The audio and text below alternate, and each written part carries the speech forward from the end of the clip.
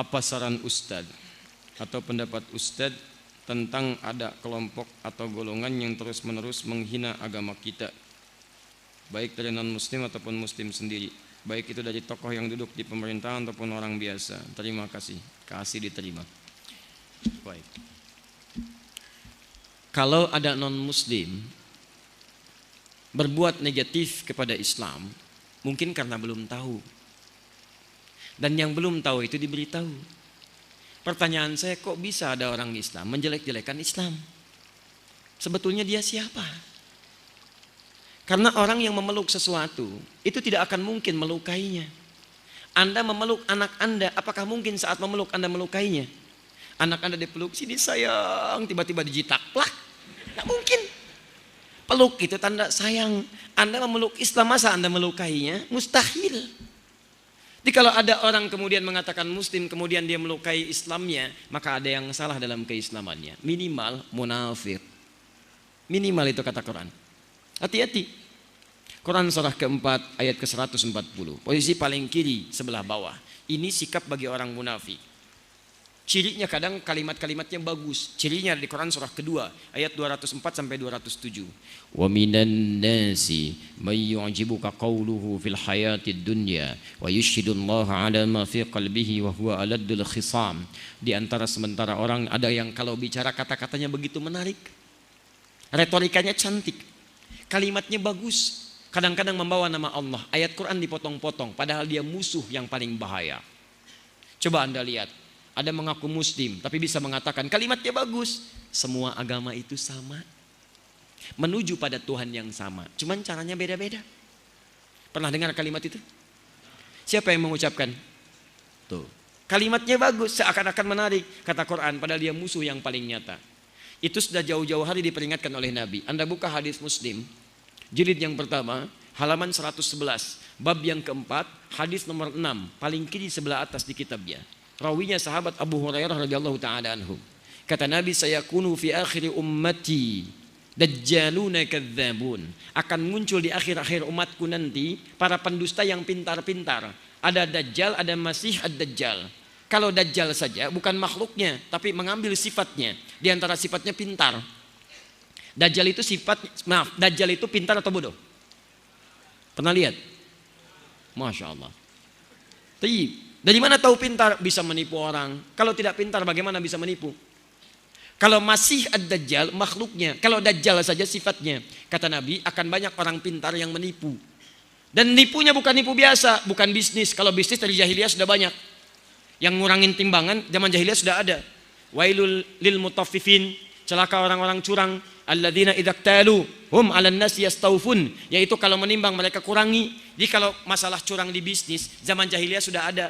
Kalau sekarang ada pebisnis curang, dia terlambat. Keduluan orang-orang jahiliyah. Terlambat, telat dia.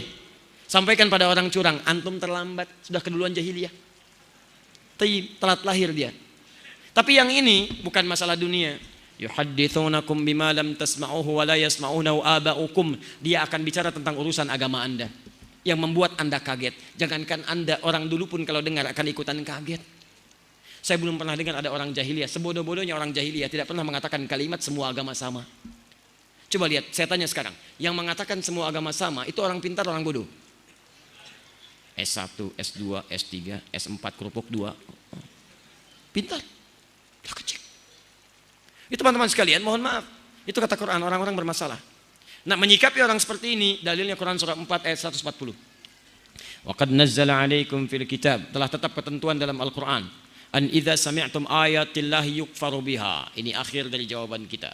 Jika ada seseorang yang memalingkan ayat Al-Quran, mengingkari ayat-ayat Allah, wa yustahza'u bihi atau minimal mengolok-olok Islam, mengolok-olok misalnya jilbab, mengolok-olok syariat Islam, maka bagaimana sikap kita? Fala taqudu ma'ahum. Kata Quran, Anda jangan mencelanya. Tuh indah.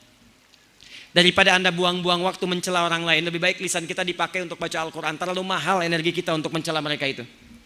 Cukup kata Quran, tinggalkan mereka. Tinggalkan. Jadi kalau ada majlisnya jangan dihadiri. Kalau ada bukunya jangan dibaca. Kalau ada siarannya jangan didengarkan. Fala taqudu ma'ahum. Itu sebagai sayang Allah kepada dia supaya dia mau berubah. Sebab kalau umat meninggalkannya mungkin dia mau berpikir. Di Allah itu sayang pada dia supaya dia mau berubah.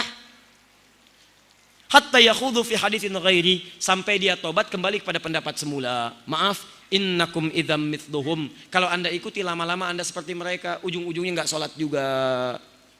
Tinggalkan. Tapi kalau yang non muslim, kaidahnya berubah. Quran surah ke-16 ayat 125. Ud'u ila sabili rabbika bil hikmah wal mau'izatil hasanah wajadilhum billati hiya ahsan. Kalau ada non muslim mempersoalkan Islam karena mereka belum tahu tentang Islam, maka sampaikan dengan cara yang bijak. Ya, maaf jangan dicela karena dia belum tahu. Yang belum tahu itu diberitahu, bukan dicela, tunjukkan kebaikan. Pertama tunjukkan dengan akhlak dulu. Begitu dicela misalnya, waduh lewat teroris nih, lewat teroris, Masya Allah, besok kirim makanan. Assalamualaikum, wah awas ada teroris. Begitu datang, ada apa kemari? Kami mau kirim makanan. Kok kirim makanan? Kenapa? Bukan karena saya harus mengirim, tapi Allah perintahkan untuk berbagi. Masya Allah. Besoknya dia lewat, dia mencela, Anda senyum. Sampai hadir dalam benaknya, kok bisa ya? Ada orang yang katanya buruk tapi bersikap baik. Tiba-tiba dia ngajak diskusi Anda. Kenapa orang ini tidak baik? Pak, yang salah bukan Islamnya, yang salah orangnya. Kalau ada ajaran setiap tempat, sini jelek, yang salah ajarannya. Tapi kalau ada orang misalnya belajar, yang ini jadi baik, yang ini jadi salah. Yang salah bukan ajarannya, yang salah orang yang belajarnya. Saya waktu ada bom di Jalan Tamrin itu, bom Jalan Tamrin, saya datang ke Lampung. Langsung ada yang tanya, Ustaz, apakah bom di Jalan Tamrin termasuk jihad fisabilillah? Saya bilang, Pak, sependek pengetahuan saya, jihad fisabilillah itu jihad di jalan Allah, bukan di Jalan Tamrin. Kaidahnya lain. Beda. Lain kaidahnya. Ya, teman-teman tunjukkan yang baik pada yang demikian itu, tunjukkan akhlak yang mulia. Dengan akhlak itu insya Allah tiba-tiba tampil dalam kalimatnya asyhadu an la ilaha illallah. Dan banyak ajaran Nabi yang menampilkan akhlak. Coba lihat, berbagi makanan kan ada di hadis Nabi. Ayo antum, ayo, terutama orang Padang yang punya banyak masakan itu. Payakumbuh, rendang payakumbuh. Masya Allah. Siapa yang masak makan, baunya tercium ke tetangganya, maka bagi tetangganya walaupun cuma kuahnya. Baca hadisnya dengan lengkap. Maksud kuahnya itu kalau antum masak kuahnya saja. Tapi kalau dengan rendangnya, bagi dengan rendangnya. Tapi maksud saya, masak kuah aja diminta berbagi, apalagi masak rendangnya. Tapi pernahkah Anda lihat di hadisnya, khusus untuk orang Islam? Tidak ada. Tetangga Anda mungkin non muslim, ada yang Kristen, ada yang Hindu, ada yang Buddha. Lihat, Anda masak, Anda bagi. Begitu Anda bagikan, dia bilang, Pak, kok baik sekali. Bukan baik, tapi ini karena Allah perintahkan saya untuk berbagi. Begitu kalimat Allah meluncur di lisan Anda, menghujam ke hatinya. Besok-besok dapat hidayah. Nih, Anda punya pohon, rambutan. Buahnya datang langsung ke halaman tempat tinggal teman Anda, tetangga Anda, bahkan non muslim. Maka rumus nabinya, sampaikan pada tetangga Anda sebelum dia memintanya. Jangan sampai minta, sampaikan, Pak, kalau rambutan saya nanti berbuah ke halaman Bapak, enggak usah minta izin, ambil saja langsung. Ini aturan dari mana, Pak? Allah dan Rasul mengajarkan saya begitu. Toh ini kan sampai ke tempat Bapak, yang lihat Bapak, masa yang menikmati saya? Silahkan ambil. Ketika kalimat itu meluncur, keindahan akan tiba. Masya Allah. Dia pahami setiap ada buah, setiap ada yang datang ke tempat dia, itu bagian yang bisa dia miliki. Besoknya ayam Anda datang ke tempat dia. Masya Allah. Dia belum tahu kalau hukum ayam beda dengan buah.